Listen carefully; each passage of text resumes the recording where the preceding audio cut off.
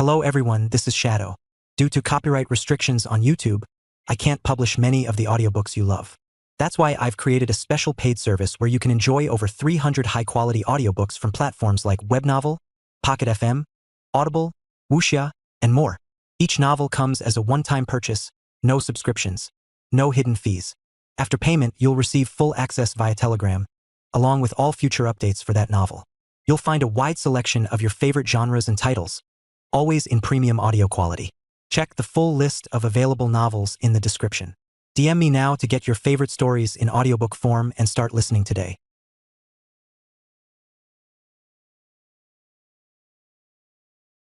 Chapter 1170. Northern vs. Byran, Part 2. Something about the entire atmosphere of the battle shifted the moment Northern moved, and he could suddenly feel it in his bones. Byran was about to get really serious with him. Whispering Gale has been activated. The wind itself became Northern's weapon. Air currents erupted around him in violent spirals, propelling him forward at speeds that carved a vacuum trail through the desert. Sand exploded outward from his launch point, and illusioned Hefter, still invisible, sliced through the displaced air with a whistle that became a scream. Byron's Odachi came up. The Sword King didn't move his feet, only his blade, meeting Northern's charge with a perfectly timed upward slash that should have bisected him from hip to shoulder. Phantom Strike. Refraction has been activated. Northern's body bent impossibly mid-charge. The trajectory of his attack twisted like light through a prism. What appeared to be a straight thrust suddenly came from Byron's left flank instead. Illusioned Hefter materialized for a heartbeat, aimed at the Sword King's stomach. Byron's Odachi was already there. He'd seen through the refraction, read the true angle through some impossible perception. Lightning erupted from the parry, but Northern had already phased his blade, letting it pass through the deflection to strike from yet another angle. Opponent has used a unique ability. Byran suddenly split into multiple defensive positions simultaneously. Northern's blade found the Sword King's guard no matter which angle it manifested from, as if Byran had already moved to counter strikes that Northern was still deciding whether to make. Echo has been activated. Northern's strike landed once, then landed again 0.5 seconds later, the echo of his attack repeating itself with identical force and precision. Byran parried the first. The second caught him in the ribs. The Sword King slid backward 3 feet, boots carving trenches through sand. There was no blood or cut. His body had somehow absorbed the impact without taking the wound. Northern was left with his mouth slightly agape. It was like his sword passed through the Sword King. He frowned a moment later and shot forward. Lightning Rod 1 strike has been activated. Northern's entire body became a capacitor. Every ounce of his power condensed into a single point. His blade, his will, his existence all compressed into one perfect attack. The air around him ionized, creating visible distortions. Illusioned Hefter blazed with accumulated force, no longer invisible but burning with condensed potential. He thrust. The opponent has responded with an overwhelming ability. Byron's Odachi didn't move to parry. It was already there, had been there, would be there, existed in all moments of the strike simultaneously. The blade intercepted Northern's thrust in the past, present, and future at once. Northern's eyes trembled. What the? The collision created a shockwave that atomized the sand within 50 feet, turning it to glass and then to powder. Northern's condensed strike shattered against Byron's blade, and the backlash sent him tumbling backward through 3 dunes. Infinite iteration has been activated. Northern's body regenerated the damage mid-tumble. Crushed ribs iterated back to undamaged versions. Torn muscles rewound to wholeness. He came out of the roll already attacking, barely slowed. Eclipse Step has been activated. Northern vanished into his own shadow and emerged from Byron's, his blade already cutting upward toward the Sword King's spine. The attack came from impossible proximity, from within Byron's guard, inside the defensive perimeter where the Odachi couldn't reach.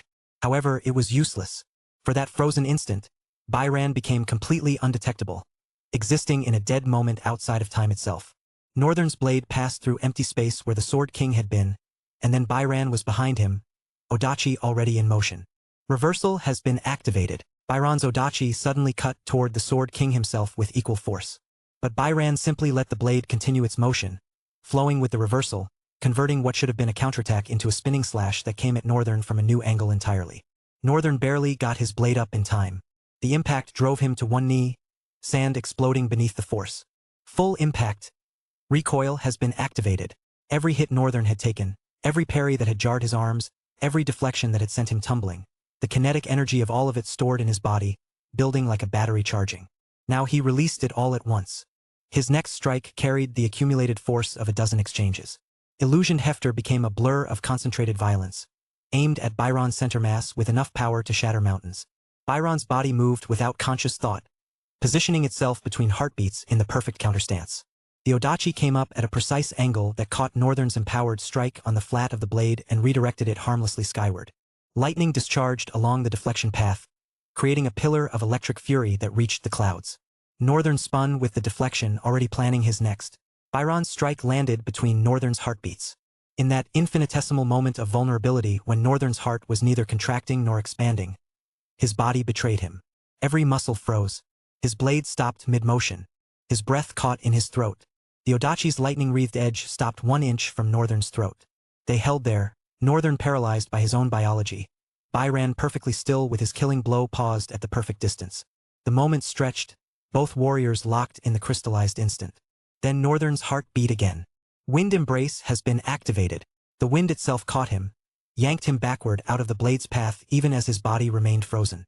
Air currents grabbed his limbs and pulled, creating distance between him and the Sword King's edge. Northern gasped horribly, staring at the distance with a stunned and terrified gaze, sweat pouring down his face. The Odachi had completed its cut through empty space. Almost immediately, Byron flowed forward into the opening Northern had left, blade coming around in a horizontal slash that would bisect Northern at the waist. Shadow Step, Supreme Shadow has been activated. Northern's shadow surged upward like a living thing, interposing itself between his body and Byron's blade. The Odachi cut through the shadow, and the shadow screamed. It was cut. It bled darkness. But it bought Northern the fraction of a second he needed to recover. Mirage has been activated. Northern's next attack became 7 visual copies. Each one looked real, moved real, would cut real if it connected. Byron faced an avalanche of steel, each blade coming from a different angle, each one potentially the killing stroke. Byron's eyes tracked each attack for a microsecond. His blade moved in a simple figure-8 pattern, and somehow, impossibly, every single one of Northern's 7 attacks met the Odachi's edge at precisely the point where they had no momentum, no leverage, no killing potential. The Sword King had identified the flaw in the technique instantly and exploited it with surgical precision. Northern pressed harder. He had to, staying at range meant death. Close combat was his only chance. One's true self, true clone has been activated. 2 Northerns split from 1. Both perfect copies, both wielding Illusion Hefter, both attacking with identical skill and intent. They came at Byron from opposite sides, their blades phasing in and out of visibility in synchronized patterns designed to create inevitable openings. Byron's single slash became dozens. Phantom afterimages of legendary cuts overlaid his own strike, each one the perfect technique of some long-dead master warrior. His Odachi existed in multiple states simultaneously, covering more angles than should have been physically possible. Both Northern clones met the phantom strikes simultaneously. Both were driven back, both bleeding from shallow cuts that appeared across their arms and shoulders. The wounds burned not just flesh, but something deeper. Both Northerns were about to stand when one of them frowned coldly and looked at his shoulders. He had grown accustomed to his new body even though it hadn't been a day. Every part of his body, he could feel with impossible detail. So he noticed the slight change immediately.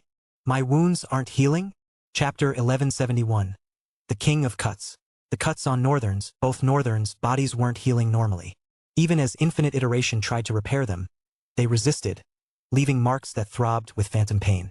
These weren't just wounds. They were Byron's presence carved into Northern's very essence. The clones merged back into one. Too much strain to maintain both while fighting with wounds that refused to heal. Let's hope this will somehow weaken it. Oblivion's mark, Nullify, has been activated. A passive aura expanded outward, a zone of negation that weakened supernatural phenomena. The lightning crackling along Byron's Odachi dimmed slightly, its electric fury muted within Northern's influence. Byron's eyes flared, golden yellow light seeping from them, cold, calculating, as if he was already processing the new variable without hesitation. Then he shifted, adjusted his technique to account for the weakened lightning. The blade became faster instead, raw speed compensating for reduced magical potency. The Sword King didn't rely on any single advantage.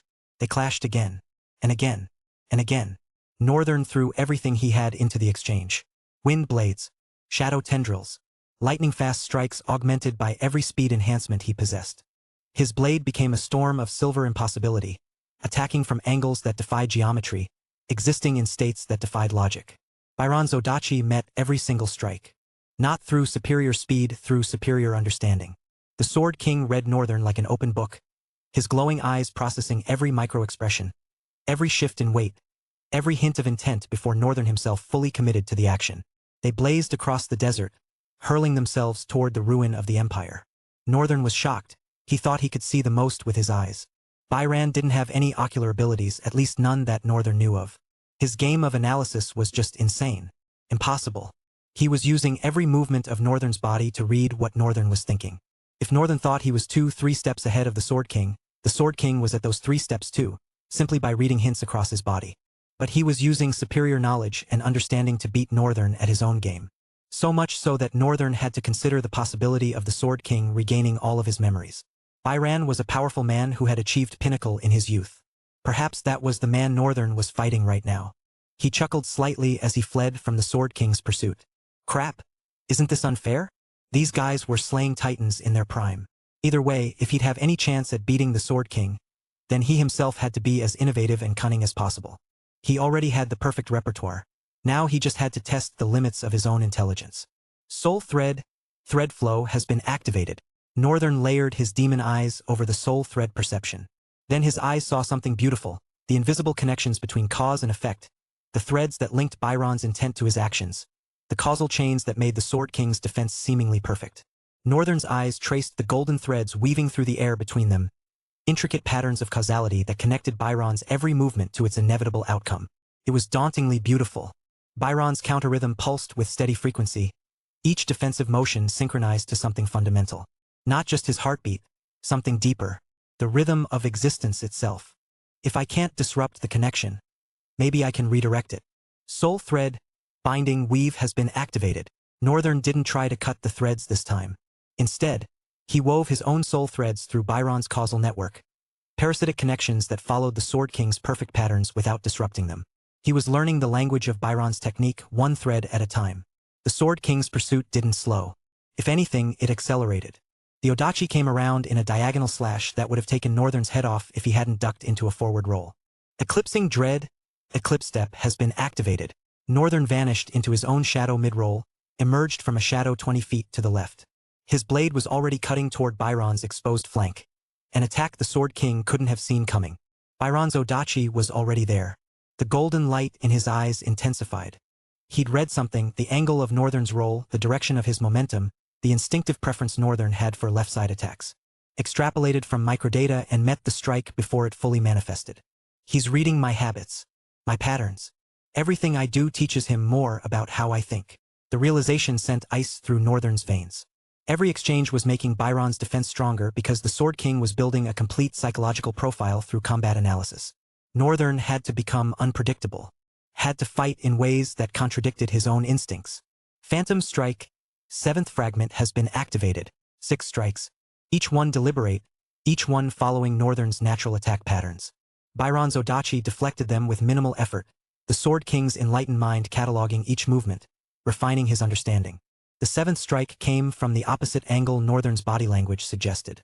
His weight was shifting right, his blade came from the left. His shoulders indicated a high slash, the cut came low. Every physical tell was a lie. The blade ignored all defenses and struck directly at Byron's core. The Sword King's eyes widened fractionally, the first hint of any emotion Northern had seen. It made him grin proudly. But the next moment, Byron became partially intangible at the instant of contact. The blade passed through him like smoke, but not before carving a shallow line across his ribs. First blood. Barely a scratch, but blood. The golden light in Byron's eyes dimmed, then blazed twice as bright. Northern felt the shift immediately. The pressure emanating from the Sword King doubled. The air itself grew heavy, pressing down with the weight of ages. Some restraint has partially been released. Reality strained. Northern's legs buckled slightly under the sudden exhaustion that flooded his body.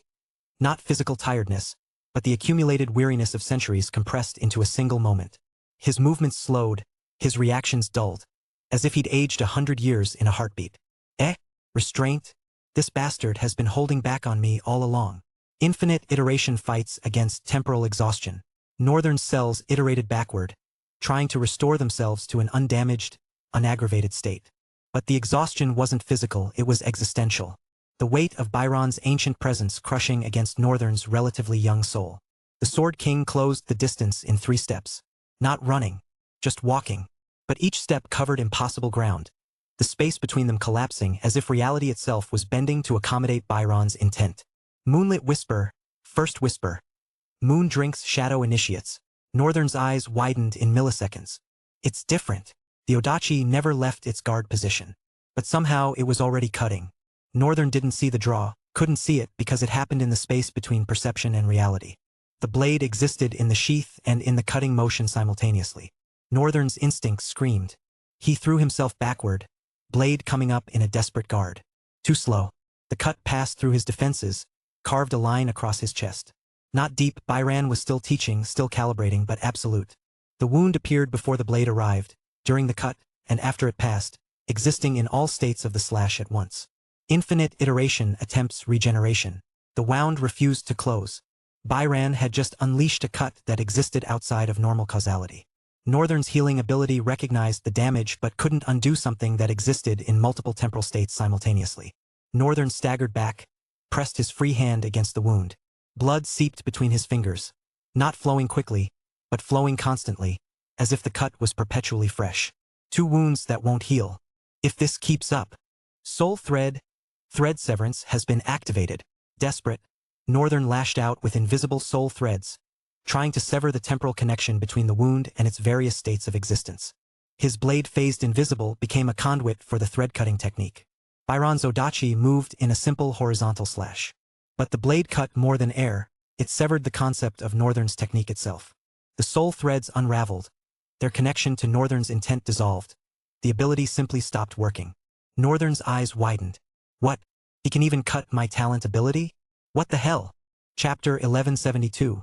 The helm of his garment. Northern felt it vividly, the sudden absence where his technique had been. Not disabled. Not blocked. Simply severed from his arsenal, at least temporarily. Like having a limb go numb, but worse. The technique existed, but his access to it had been cut clean. He can cut abilities themselves? The golden-eyed Sword King advanced. Still silent. Still cold. But now there was an intensity to his movements that hadn't existed before. Northern had drawn blood, and the lesson had shifted from basic instruction to advanced curriculum. Lightning rod lightning chains has been activated. Northern condensed electricity in his free hand and fired it at Byron. The bolt struck, and immediately chained to 3 different points around the Sword King, creating a cage of crackling energy that would electrocute him from multiple angles simultaneously.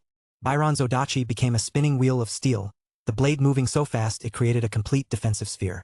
Each lightning chain struck the spinning blade at precisely the moment of minimal electrical charge, grounding the attack harmlessly through the metal and into the sand. The cage collapsed. Byron emerged untouched. Northern was breathing hard now. Not just from exertion, from realization. Every technique he used, Byron countered with something more fundamental. More elegant. More perfect. I can't win through power. Can't win through speed. Can't win through technique. What's left? Always voice came in the moment. I have 3 suggestions.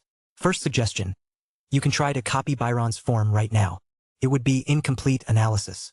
The copy would be flawed, and using it could damage your soul. Second suggestion. You can burn everything. Activate every ability simultaneously in one catastrophic assault. Might force Byron to use a forbidden technique. Also might kill you in the process. Third suggestion. You stop fighting like a human warrior and start fighting like a demon. Unpredictable. Adaptive. Endless. Hell, what have I been doing all along? Fighting as though you are confined to a single form. Northern grinned despite the pain, despite the exhaustion, despite the 2 unhealable wounds marking his body. All right then. Let's see what you've got. 927 souls have successfully been echinized. Advanced fusion has been activated. Echo summoning, mass deployment continues. A massive colorless rift tore open in the desert and immediately began to spill forth despicable creatures. Charred monsters that could fly, some that walked and ran towards them with insane speed. There were monsters with jagged teeth and bipedal legs, some on all 4s, some with crimson skin like blood that rushed forward. All attacked Byron with feral madness. But Northern wasn't using them to just attack. These monsters were nothing to the Sword King. He was using them as anchors. Soul synchronization links to all active echoes. Northern's consciousness fractured across 927 different perspectives. Each echo became an extension of his senses, his thoughts, his analysis.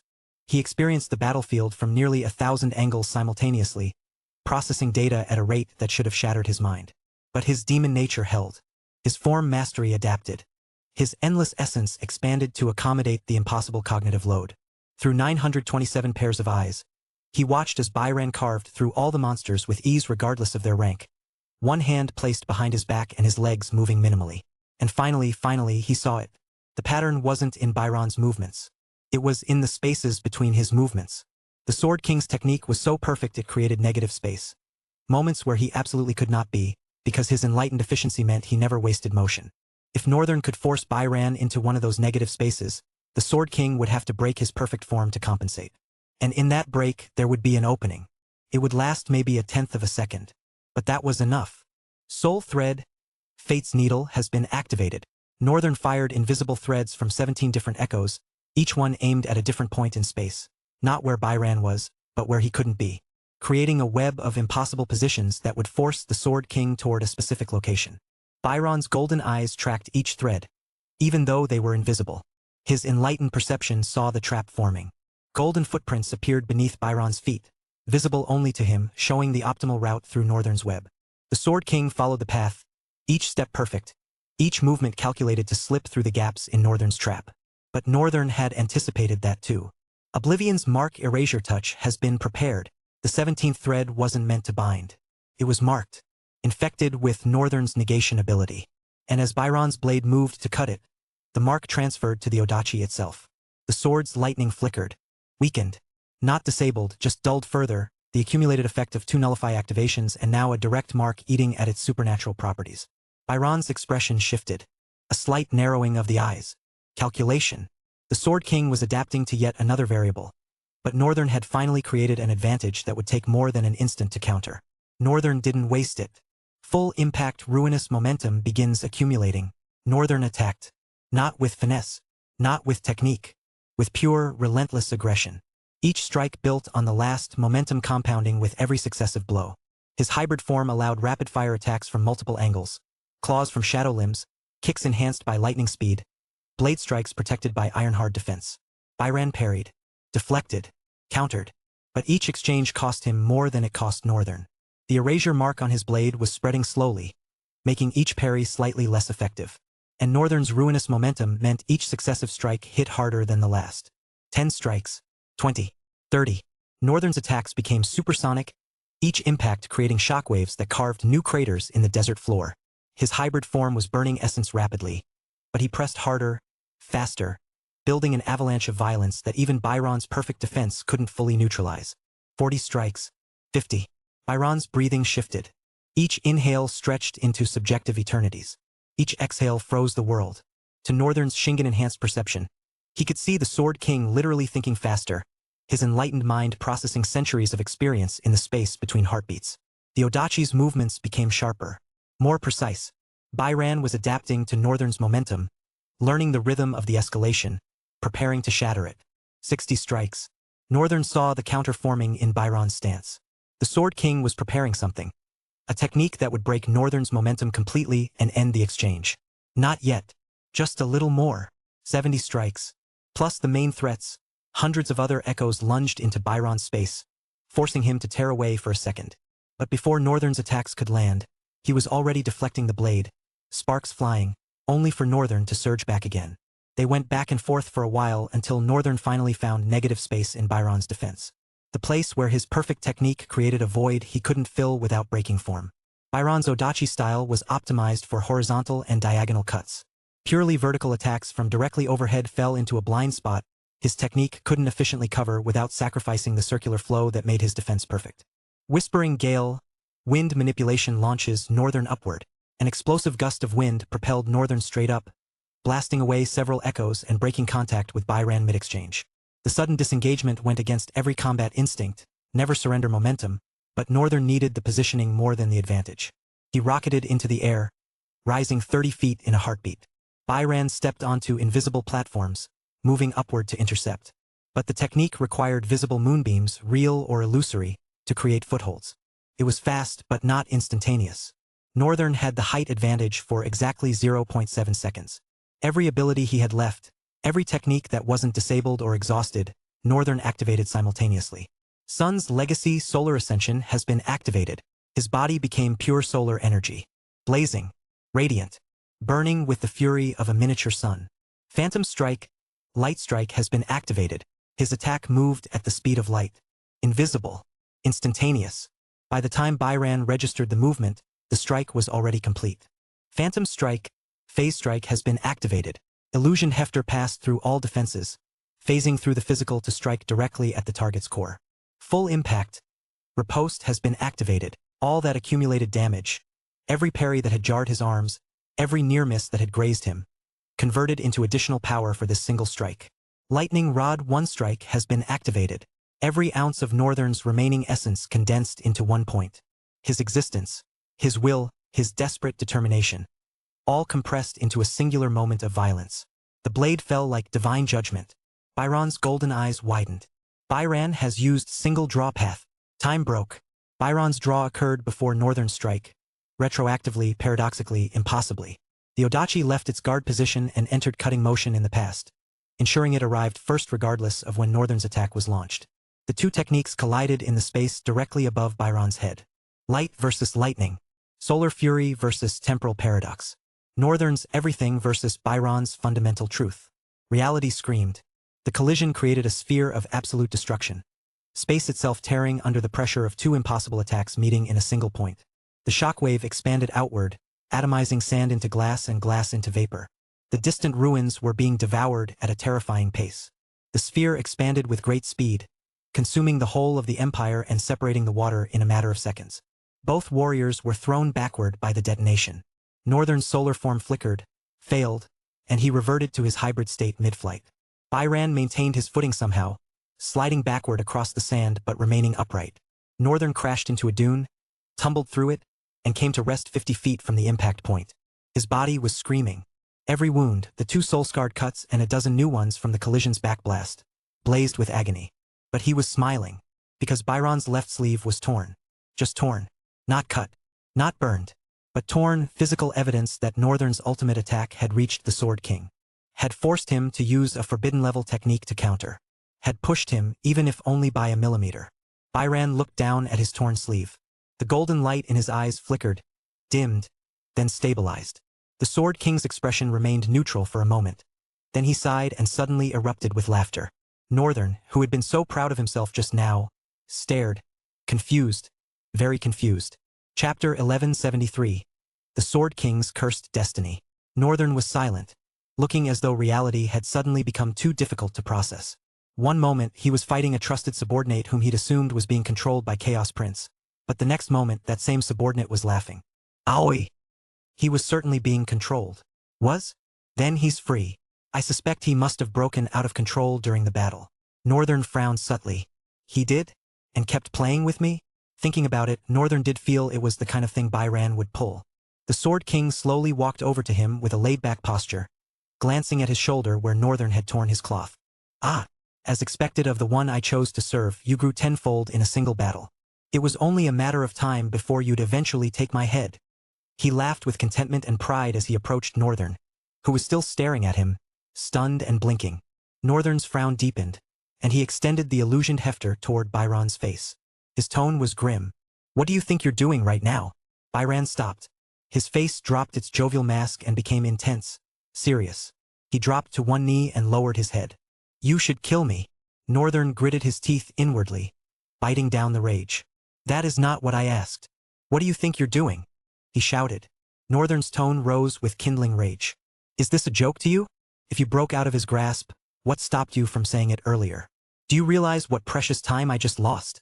Time I could be using to chase that bastard. Byran said nothing. Instead, he remained there as the weight of Northern's words pressed on him. Northern staggered back, struck by immense pain, because he'd earnestly thought Byran was being controlled the entire time. He'd even steeled himself to murder one of the people he respected and treasured. And it all turned out Byran was toying with him?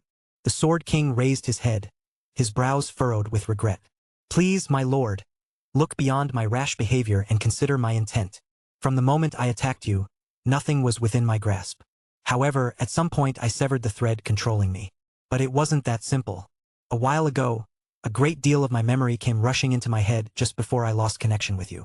Certain truths were revealed to me from that memory, including the mistakes every single one of us made. I have a cursed destiny, One that binds me to the sword of those I teach. I'm sure you know about Prince Phanon. He wasn't the first. I've had 7 students before Phanon that I had to kill myself. When it came to Prince Phanon, I was tired of running from fate. I was sick of my cursed destiny, so I didn't want to win anymore. However, I hate to say it, I thought I was helping the prince. Instead, I merely aided in his doom and the mistake that fragmented the Echo realm. He looked at Northern's face, a mixture of emotions in his eyes.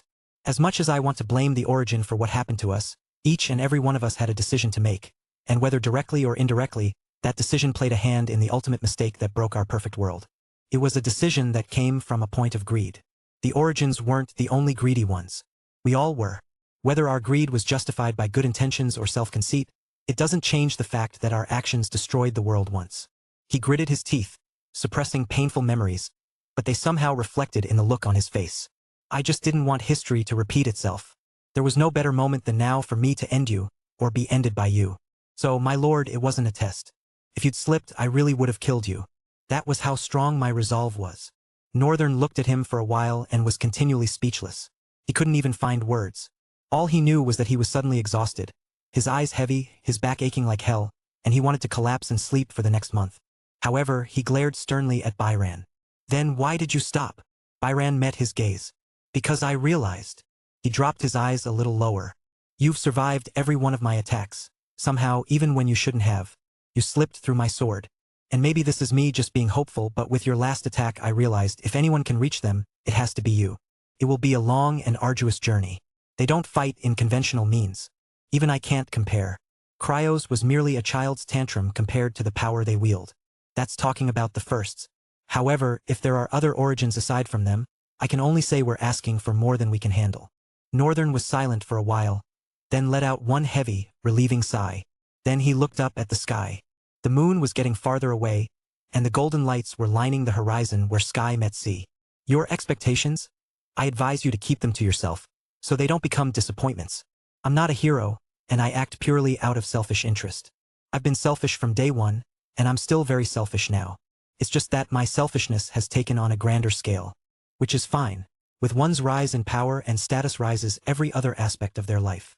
He looked at Byran. We do have much to discuss about your memories and the first civilization.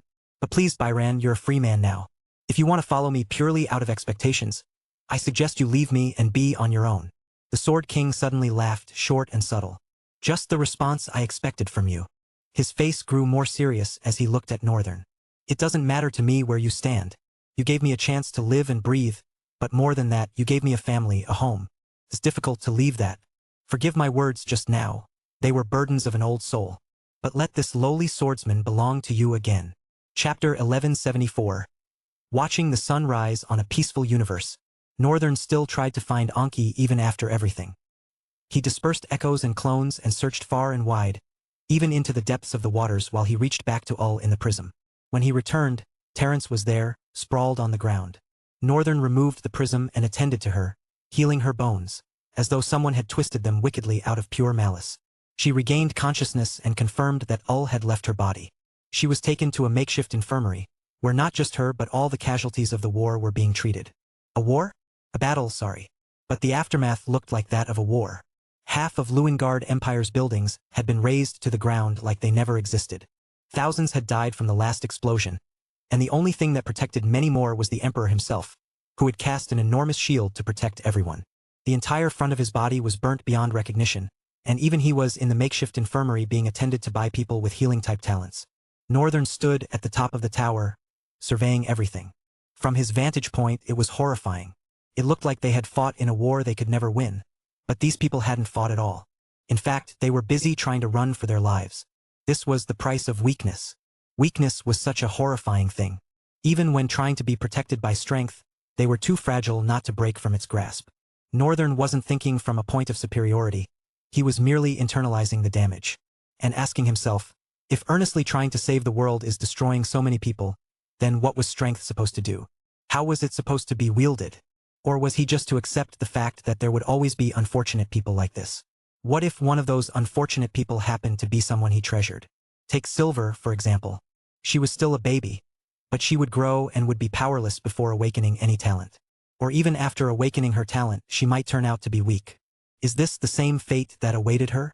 Northern stared at everything wistfully. What do we mean when we speak of a better world? He exhaled and looked away for a moment. Aoi, I created a pocket dimension using the power of the void. Now that everything has been retrieved from Chaos's memory, can you access it? Correct. This pocket dimension was never taken, but instead was woven into Soul Forge by Omniform. Northern exhaled. Ah, I thought I had thousands of deaths on my head, merely because I forgot. What would you like me to do? There's a guy, green-haired. I want him here. The next moment, a portal appeared on the tower and disappeared, leaving a boy who was naked with his third leg rock hard and ready to thrust forward. Northern frowned darkly. What? Braham looked up and quickly squeezed his legs together, covering it with his hands. Spirit linen. Cover this green rat this instant. Immediately, silver sparks flew around Braham's body, and the next moment he was wearing armor that looked like molten vein. An exact copy. The armor was gleaming with sharp edges. It was almost as if the jagged metal plates were especially happy to be worn today. Northern curled a corner of his lips. It's good to see you too. I'm relieved you're all right. He spoke directly to the armor and shifted his gaze to Braham, who was standing up and looking around in confusion. What? Wait. Isn't this Lewingard? Northern disregarded his question. What were you doing?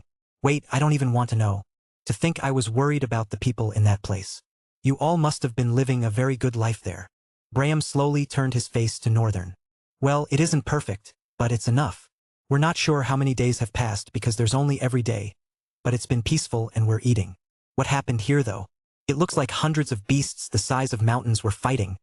He suddenly pointed forward. There. Didn't there used to be a huge mountain over there, leading to Lotheloin? Northern gulped and said with a guilty tone.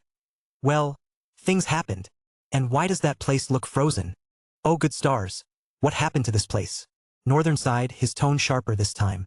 I said, things happened. Braham looked at him suspiciously and then looked over his shoulder. His eyes instantly widened in horror. Oh my, dead stars. What in the world happened? Northern glanced back and gave way, turning to the masses arranged on the harbor. Yeah. That's the reason you're here. Braham slowly shifted his gaze to Northern. His eyes were still wide with horror. What? Did you commit genocide? Northern looked down with a wistful expression. It wasn't intentional. His mouth fell open, and his hands quickly rose to cover it. You fell over to the dark side. Just how could you? Northern exhaled and kicked him off the tower. Shut up and go heal them all. Wind manipulation has been used. Just before Braham fell, the wind gently cradled him and dropped him on the ground. He might be a pompous noble, but even he had a human heart. With thousands of people laying across the port and every available human running from place to place while people groaned in pain, he wouldn't dare hesitate.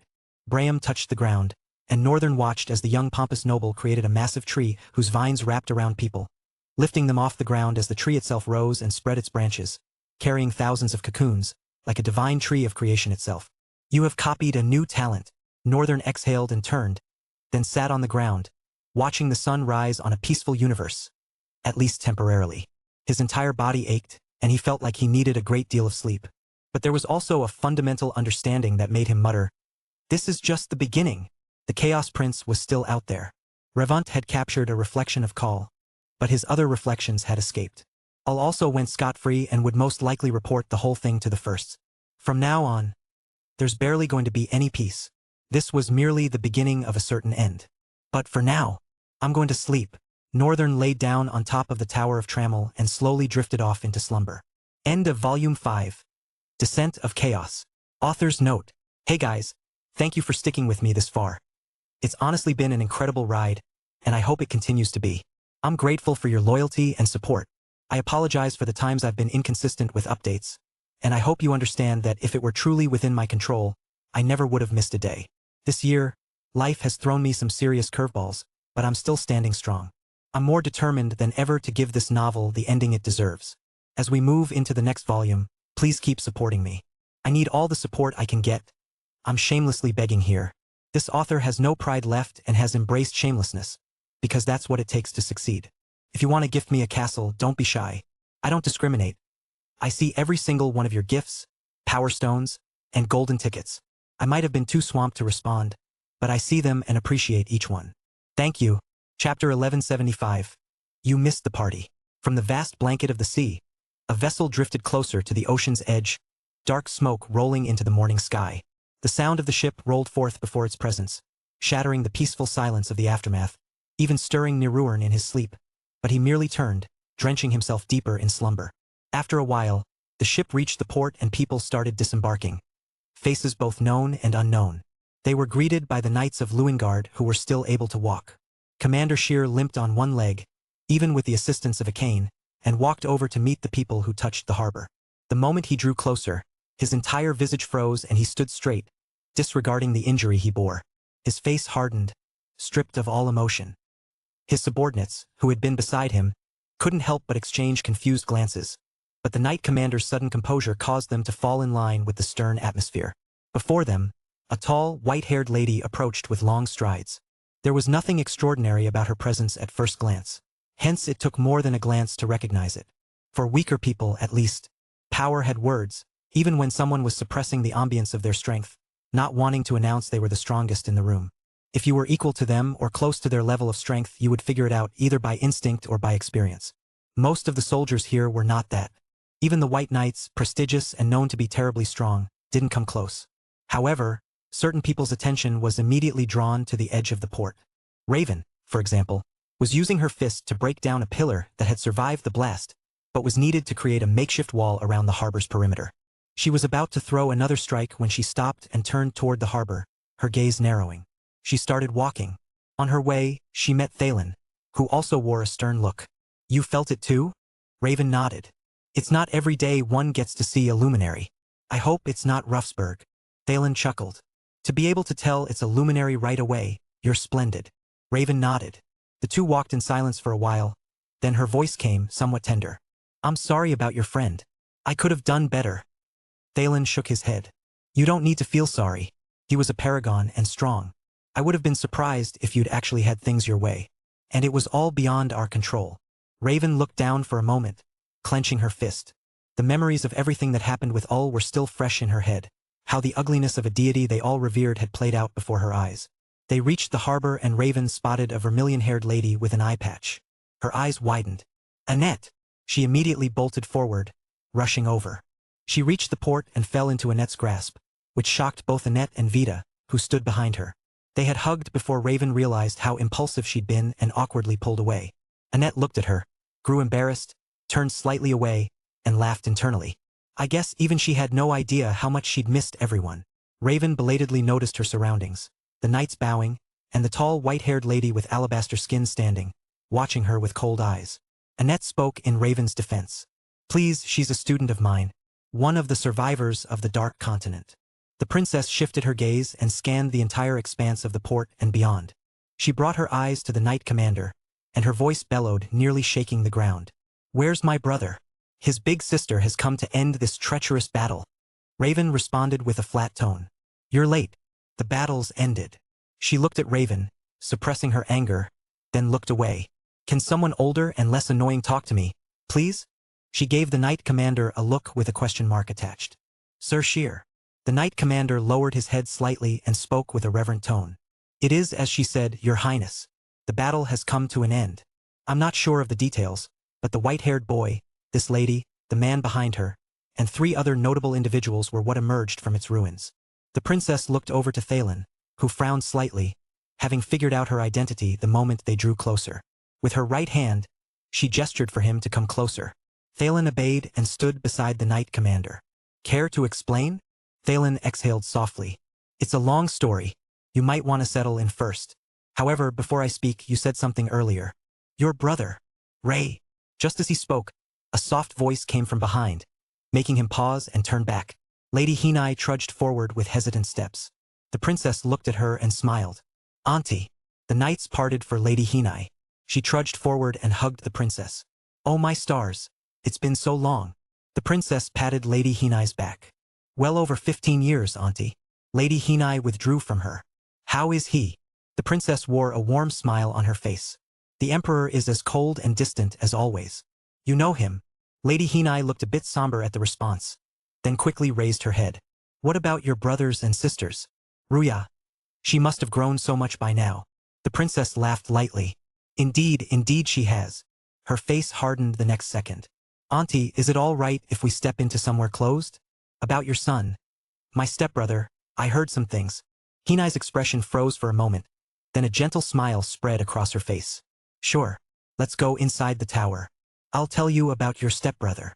She and the princess walked toward the massive tower that stood like a bastion over the port. A man and a woman followed closely behind the princess, but not close enough to eavesdrop. Meanwhile, the knights finally breathed and muttered in shock, realizing they'd been standing before a princess of Guard. Annette rested her hands on her hips and sighed, watching the princess and the white-haired lady as they walked toward the tower. I'm guessing that's Northern's birth mother. Raven gave a long, stern look, making her shrug in confusion. What? You need to tell me what's going on. Everything. Annette chuckled. Of course. But first I need to see Northern. Raven glanced toward the roof and returned her eyes to Annette. You will. But it's better for us to just let him rest for now. He's had a very long day and night. Annette gave Raven an intense look of suspicion. I'm going to need you to fill me in on that. Chapter 1176. The Pioneers of a New Era. Annette, Arlem and his brother Jackim, Zeke, and several other notable individuals from South Drywall gathered. Naya wasn't present. Thalen had taken her to see her master's body. The rest embarked on an excursion after Raven began with, "It's difficult to explain. Better to just show you." And so, Annette and her group ventured into craters that looked carved by titanic falls, carefully scaling downward to avoid slipping and tumbling inside. They traversed jagged landscapes, a forest raised to the ground where tree stumps still stood, though they required keen attention to spot. Details they'd have easily missed without their guide Raven explaining in a weighted voice what devastation a single human, not even her age, had wrought upon this landscape. Annette stopped Raven mid-conversation. Wait, what do you mean he trapped all here? Raven gazed down at the triangular markings on the ground. She and Thalen had drawn them, planning to transform this into a tourist site to drag down the Origin's reputation someday. She was mildly surprised by how swiftly Thalen's mind had conceived this, as though he'd been waiting for the opportunity. She nodded. Yes, like I said, with all-possessing Terrence, we couldn't touch her. But Northern trapped her in a space prism. I don't know much about it, except that it was an ability Ull herself once used on him. Annette paused, scratching her cheek and chuckling in disbelief. So, what you're telling me is, Ull has been deceiving us all along. Fine, I was never religious about her, but a supposed progenitor of our world, and Northern had the power to trap her in a spacebox. Raven nodded. We also have to consider she was in Terrence's body and— Stop, stop, stop. Baby girl. Stop. You're trying so hard to make this believable that you have no idea what you're doing. Raven paused, slightly stunned. Annette shook her head emphatically to ensure Raven understood. You don't get it, do you? Ull surpasses whatever fundamental and conventional sense of power we know. None of us have ever known a zenith to exist in this world. I don't think it's ever happened since— ever. She gestured broadly, her tone demanding attention. So Ull presumably is the perfect representation of that. And then what? Northern traps her Ull in a spacebox she developed with her own ability. He took it, perfected it, and imprisoned her with it. He alone fought a tyrant, battled the Chaos Prince who escaped, and defeated his strongest servant who decimated that entire desert we saw. Raven nodded with a smile. You've been paying attention. Annette's head froze mid-motion, smoke practically rising from it. She stared at Raven, blinking. What? What's funny? Raven's smile faded quickly. Nothing. But your expression right now is priceless. Annette threw her head back, stared at the pale sky, and heaved a sigh. Raven offered with a gentle smile.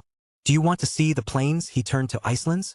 Annette's mouth fell open, shock frozen on her face. These were easier to accept because she could see the evidence. Craters she wouldn't have imagined were formed by human-sized beings fighting, destroying a dense forest until nothing remained but flat land? What could have incinerated it? What magnitude of firepower? The more she pondered it, the heavier her head felt. Arlem stared in disbelief, questioning whether they were talking about the same person he knew. He didn't know Northern closely but had seen him several times, and honestly, all of this was believable. His only regret was not paying closer attention to befriending him back in the Dark Continent. His brother, though, looked lost, refusing to believe any of it. And— which of this was your handiwork? What did you do? Raven gave a pointed look, trying to stay alive amidst all of it. Look at this, you don't want to be caught in the crossfire. Staying alive takes monumental effort, more than you'd need to defeat a monster 3 times stronger. And really, I'd wager on that over having to navigate alternating landscapes. Annette studied her for a moment and scoffed. You must have been terrified. Raven wasn't one to display emotions this vividly. She never had been. Yet here she was, horrified and explaining everything with enthusiasm, as if excited simultaneously. Excited that Northern is strong. Stronger than she ever expected. She looks relieved too. Annette looked down and exhaled wearily. Noting her expression, Raven asked with concern. What's wrong? She hesitated, as if battling herself. The headmaster is dead. We saw him on our way here. She scoffed. He was like a monolith. With splendor. He seemed to have died a hero. I'm at least happy about that. It's what he always wanted. Raven looked down slightly. Everyone fell silent, the atmosphere dampening. Then Annette exhaled forcefully. Ah, but we saved our world. Northern saved our continent. And though it's just the beginning, I see hope now. So much hope. And with it shall come new developments, threats, and variables we cannot predict. Her face grew stern as she turned to see Thalen and Elitis approaching. Annette nodded in agreement. You're right, Lord Thalen. The world is bound to change. And that change will undoubtedly gravitate toward Northern. She scratched her head, muttering. Damn it. Just yesterday, I had a gutsy 15-year-old boy wanting to take the examination evaluation test. Now he's deciding the flow of an entire continent. Thalen laughed shortly, then looked evenly at everyone. If it's all right with you all, I'd like us to discuss the details of the way forward. Annette observed him mildly. At that moment, Byron and Revant approached as well, with Revant jerking his arm away from Byron's grip. It seemed the Sword King had dragged him here against his wishes. Though he didn't seem particularly angry about it. Annette didn't need introductions to know who they were, and those who didn't dare ask. Their presence alone was suffocating to stand beneath.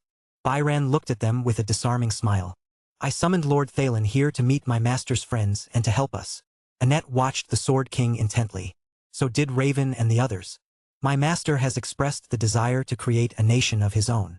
We're here today because we are the mechanisms that will bring that desire to life. Chapter 1177. The Roundtable Meeting, Part 1. Jessi, Linus, Raven, Annette, Thalen, Vita, Arlem, Helena, Byron, Revant, Braham, Howe, and Elitis all found themselves on the upper floor of the tower, a roundtable meeting room. Each sat at different sections of the table, waiting, watching each other.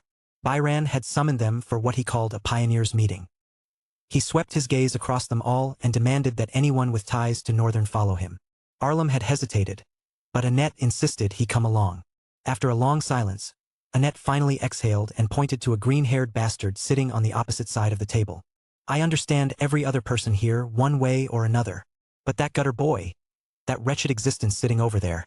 For the past 9 minutes, I've been trying to figure out what the hell he's doing here. Byron, sitting next to her, glanced over at Braham. A disarming smile plastered on his face. Howe stood before Byron could speak. We need him. If we want to build a nation, we need his resources, his experience, and his reputation. Annette lowered her head and dragged a hand down her face in disappointment. Seriously? Aren't we past that stage by now? Have we forgotten that this boy has committed offenses that can never be forgiven, in any practical sense of the word? Braham frowned. So has Raven. And you aren't pointing fingers. Annette forced up a corner of her lips, suppressing her anger. She was about to snap back at Braham, but Raven stopped her and leaned forward on the round table. Indeed, the things I did were cruel and can never be forgiven. No amount of explanation can refute that. In fact, I don't hope to be forgiven. I made my choice and I chose the people who stood with me, who protected me. For me, that is my moral compass, what I should do. If I had to do it again to protect my friends, I have no regrets. Besides, it might not be enough, but at least I was remorseful enough to want to pay for my crimes. She glared at him. You, however, betrayed your friends. For what? Greed? A way home? Status? Power? Help me understand how we suffered because of you. Braham's face was even, his green eyes sharp and serious. And I healed your injured ones. I was a big reason why not so many people died on that ship. Didn't Annette herself tell you this? I don't know what your definition of paying for sins is, but let's be frank here. My payment far outweighed yours. Let's say I had a hand in the destruction of Lothellowen, which was bound to happen anyway, and many died because of it, which would have still happened anyway. Do you know how many more lived because of me? The ship might have made it to the borders with barely 20 people if not for me. And how did you repay your sins? You rotted in prison for a while and hunted monsters while growing stronger. He waved her away with irritation. Girl, spare me the hate. The atmosphere went silent after Braham's speech. Raven frowned, displeased. The only reason you cared enough to get on that ship is because you had no other way out. He tilted his head. Selfish? I suppose that's difficult for someone like you to understand, because you jeopardized yourself to save hundreds so we could all go back home. You were the saint of humanity, who sought no gain. He leaned forward and slapped the table. Cut the bullshit, Raven. We both know that at its root, it's all part of a selfish agenda for self-satisfaction, to be able to live, to breathe easier with yourself, whether in suffering or peace. Why should we be called selfish when we act the same way? He pointed an accusing finger at her. You are the most hypocritical of all, the best liar. Not only do you lie to us all, but you also lie to yourself. I've never liked you since our days in Lothelowin. I have my selfish reasons for hating you, but more than that, I detest people who act indifferent to their privileges, as if they're above the law. You know what? I might as well leave this meeting right now because a rotten human like you is in it. Excuse me. He shifted his chair and stood. Sit down, gentlemen. Byron's gentle yet threatening tone halted his steps. Graham gulped and returned to his chair. The Sword King smiled. It's for reasons like this that this silence exists, so it can all spill out. He breathed in and out, as if practicing meditation. You don't have to hold it in. Just let it all out. Let the silence sink into your hearts and speak to you. If you still harbor malice that could hinder each other, it could cause grave injuries in the future. And when that happens, it'll be more than one person's responsibility to bear. He glanced over at Revant. The Lord of Despair certainly despises shouldering the burden of other people's failures. Revant shot him a hostile look. Thalen chuckled, then sighed. I guess I should speak, then. His body glowed and slowly began to shift into someone else. They saw light green hair cascading down his shoulders, long pointed ears, sharp golden eyes, and pale skin. Arlem's mouth fell open. I only see them in books. I'm an elf in our native tongue called Elvira. I and a few others are the last of our race. We sought refuge in this world a couple centuries ago when a particular tyrant married our king and sought to resurrect one who should never be brought back. There's little I can say, but a time may come in the future where I'll need help from. He hesitated. Friends.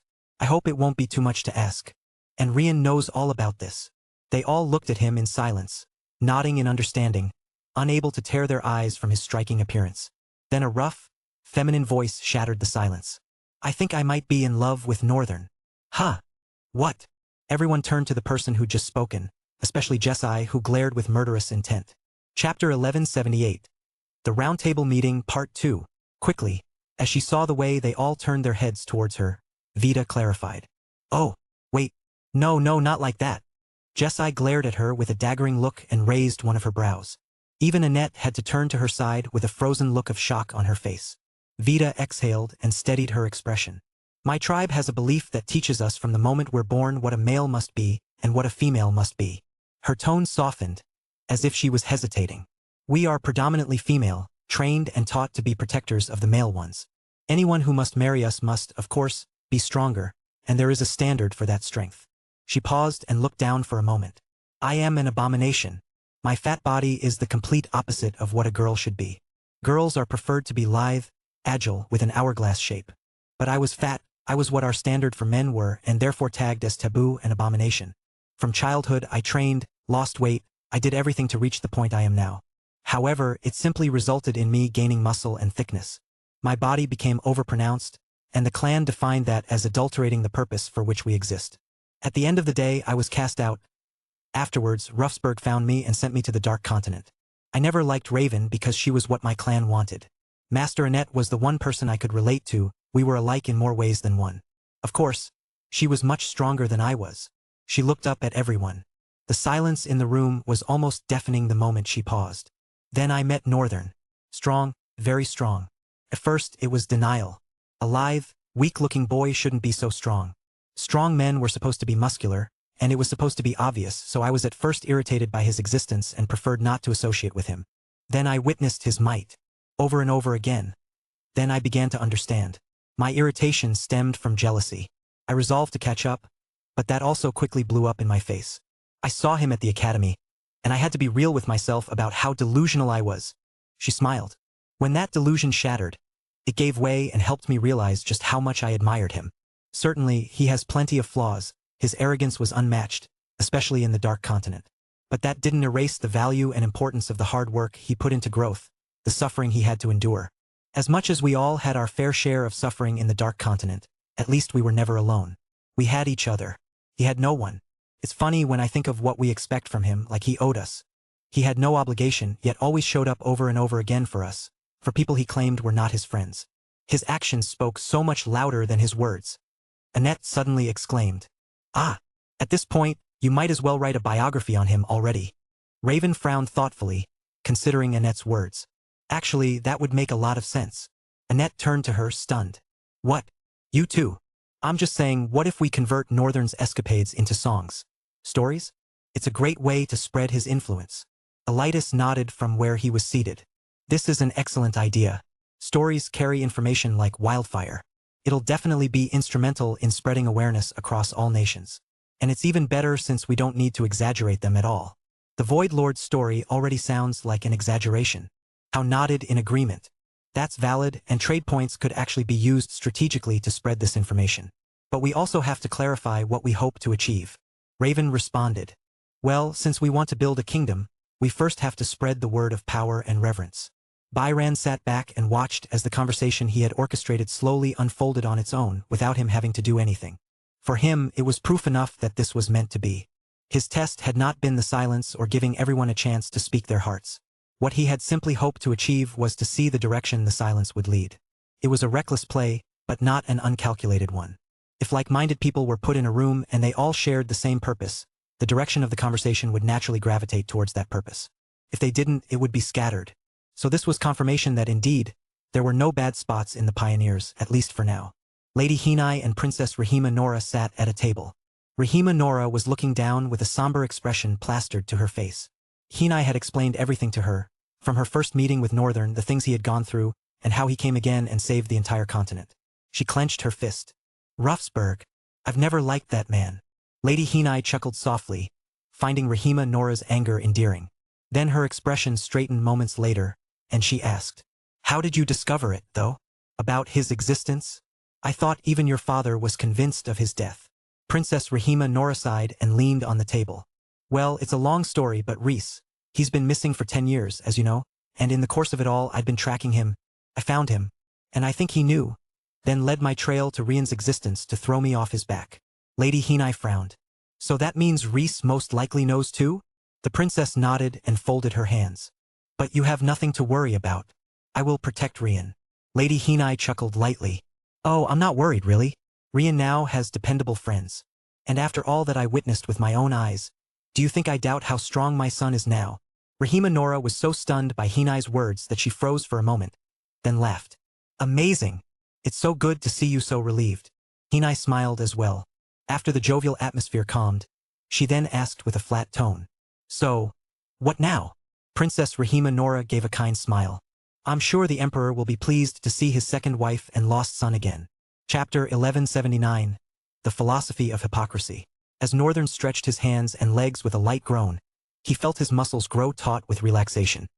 He slowly opened his eyes to the golden spill of light cascading across the entire scenery.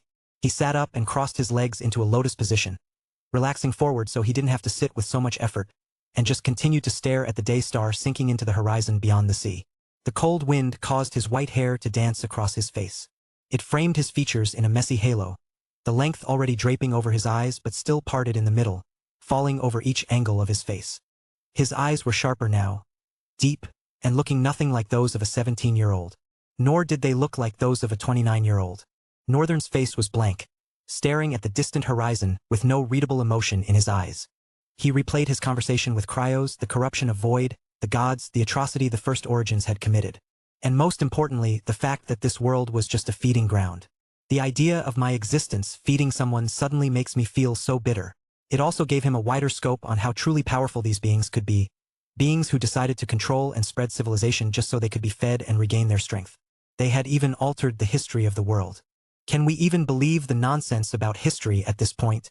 Northern squinted his eyes for a moment. But then again, as much as this world was a fabricated one, real men walked it. History is made by the actions of men. Even if the First Origins engineered the myths about the foundation of the world, the deeds of so many men were bound to have overshadowed it. Take Milwa, for example. But it didn't dilute the tyranny of their strength in any way. Moreover, Northern had been thinking. Aoi, I've got a question. Origin, divine, primordial. Those are ranks I've never seen. Correct. Rankings are multi-universally engineered, and so do not conform to the reality of this single universe. Northern scratched his jaw. So, an origin is still an origin, right? Correct. What then is a divine? What power level? Constellations, gods, celestials fall into this category. Although they may be in the same rank, there is a sub-rank, with the lowest being constellations and the highest being gods. Oh! An interesting smile curled Northern's lips. After so many years, I finally learned something about gods. It was little, but the progress felt obvious.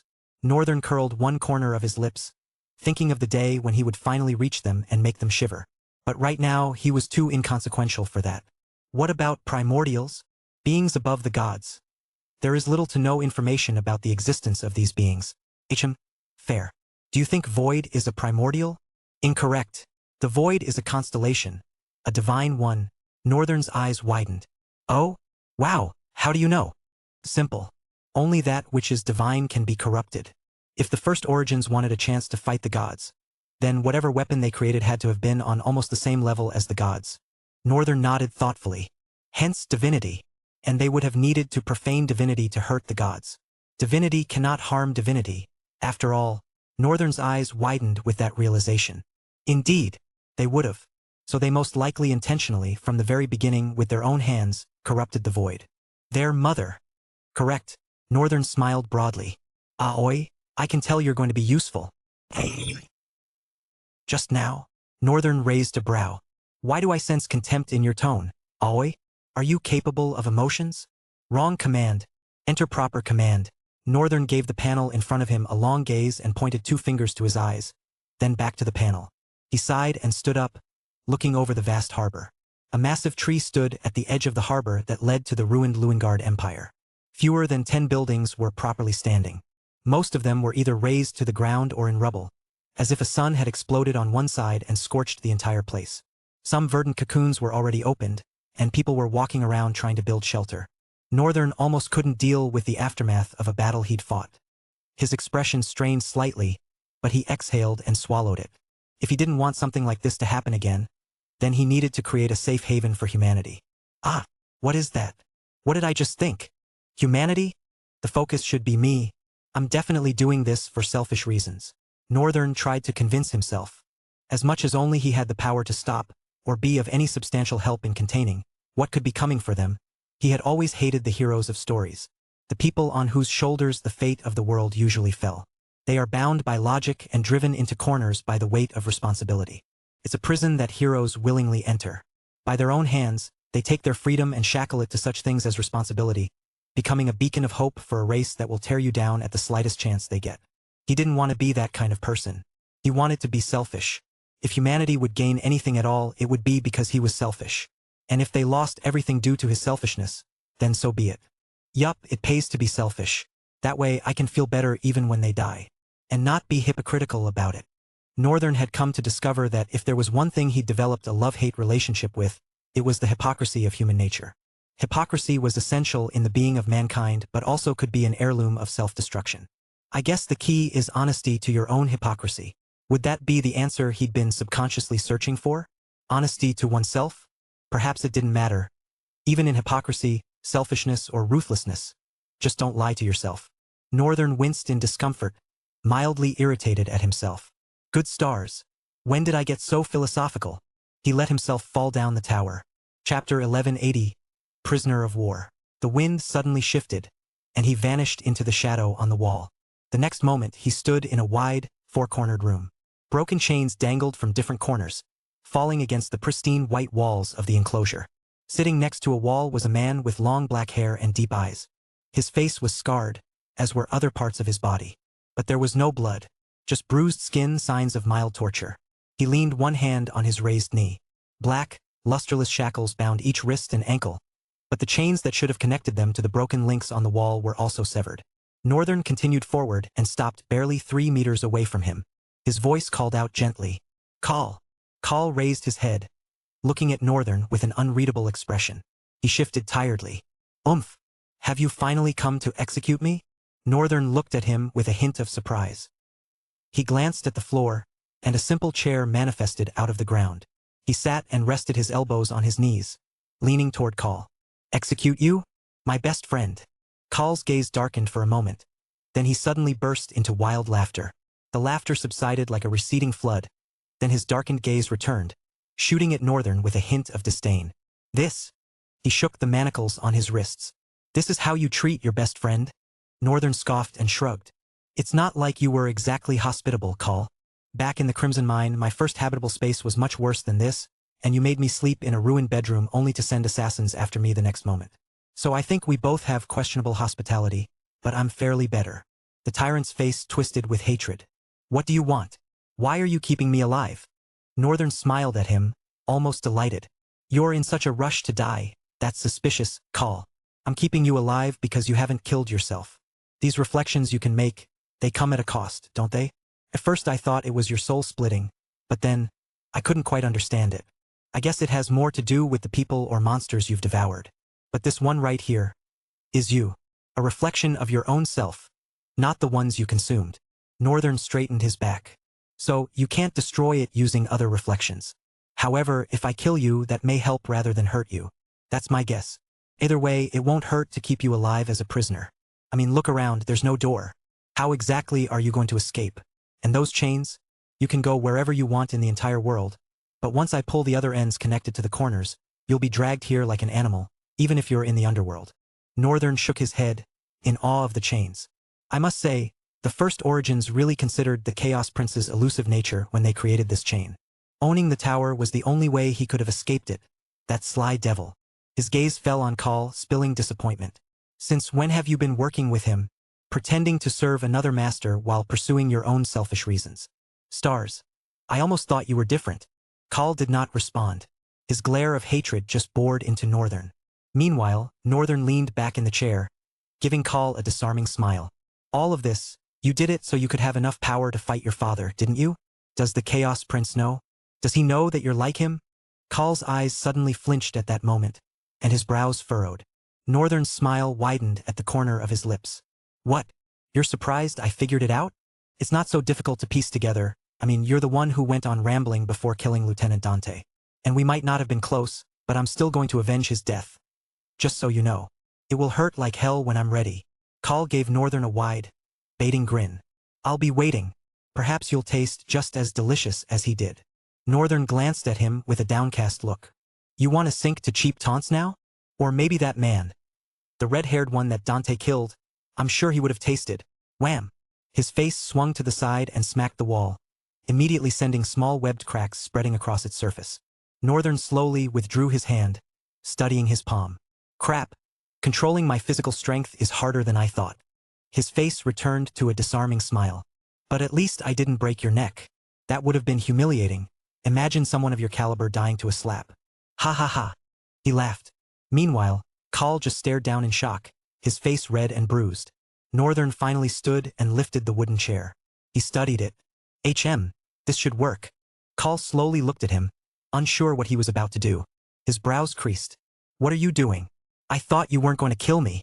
Northern smirked like a vile devil. Of course, that's the point of this chair. If I were to pummel you with my fists, I can't be sure you won't die. But then, didn't you intend to taunt me into a rage by daring to speak of Burning Storm in that manner? Call's frown deepened. Indeed, it had been what he'd aimed for. But he had expected that Northern would act out of anger and crush him. So why was he calmly gripping a chair and grinning like he was about to have a hearty meal after starving for a week? Oh, Call. I'm going to enjoy beating you with a chair. Northern smacked the chair down on his head.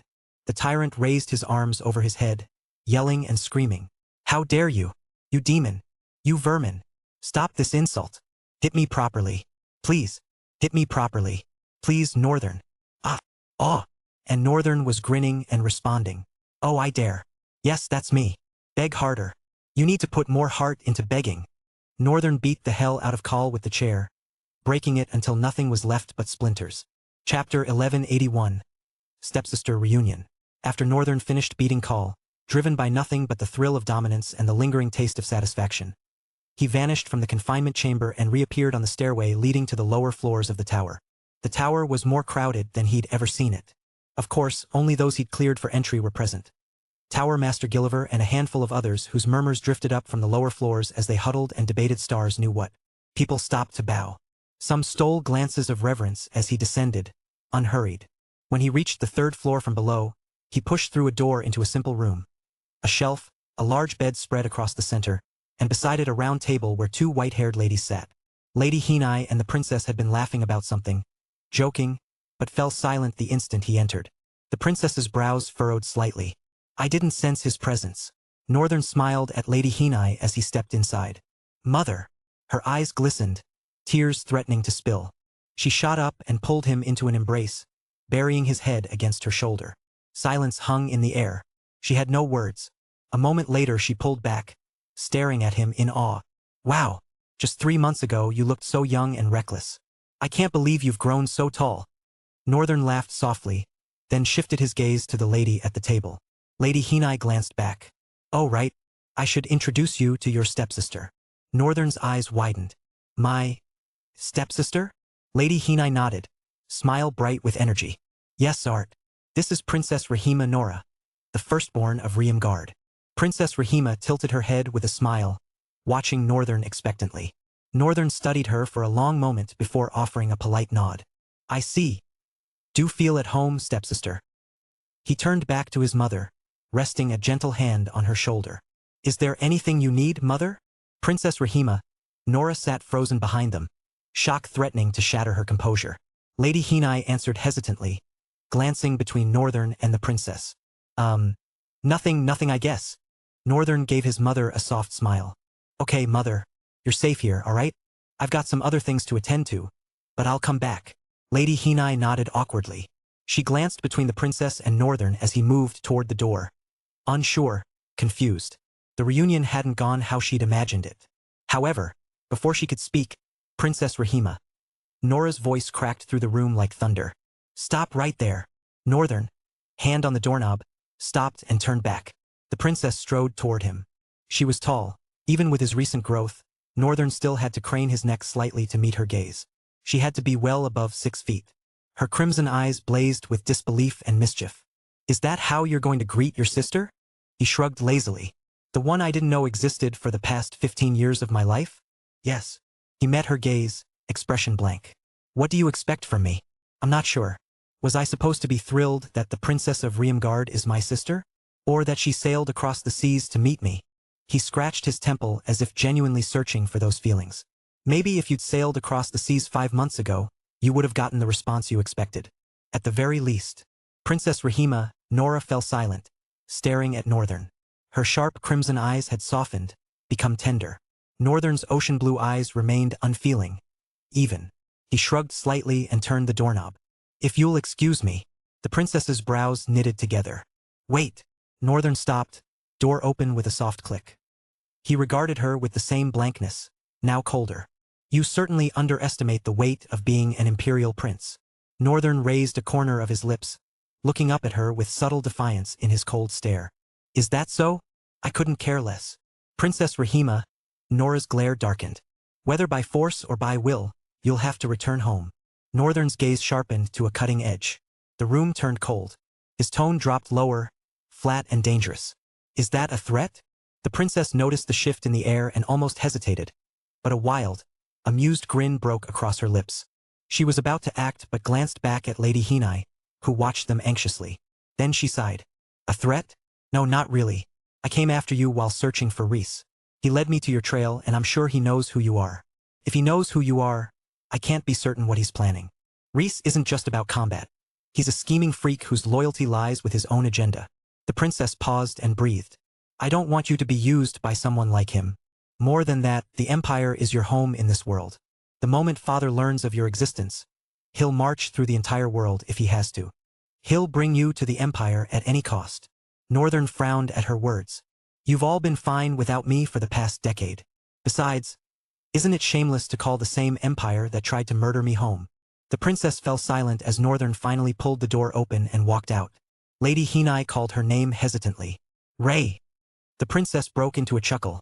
Then the chuckle swelled into laughter, her shoulders shaking. She turned to Lady Hinai, a genuine smile lighting her face. Don't worry, Auntie. It was a little preposterous of me to assume anyone would be overjoyed to learn their real identity is the 10th prince of the strongest empire in the world. Hinai studied her. Well, certainly he wasn't intrigued by that fact. But you're right, knowing Reshard, if Art refuses to go to the Empire, he'll bring the Empire to him. Princess Rahima. Nora stared at the closed door, amusement flickering in her gaze. Then she suddenly exclaimed. But wow! He's so much like father. She turned to Hinai, voice and eyes brimming with astonishment. He looks far more like you, but he has father's rough, detached voice. I'd be lying if I said I didn't almost get chills. She laughed. Mother certainly won't like him. Hello everyone, this is Shadow. Due to copyright restrictions on YouTube, I can't publish many of the audiobooks you love. That's why I've created a special paid service where you can enjoy over 300 high-quality audiobooks from platforms like Webnovel, Pocket FM, Audible, Wuxia, and more. Each novel comes as a one-time purchase, no subscriptions, no hidden fees. After payment, you'll receive full access via Telegram, along with all future updates for that novel. You'll find a wide selection of your favorite genres and titles, always in premium audio quality. Check the full list of available novels in the description. DM me now to get your favorite stories in audiobook form and start listening today.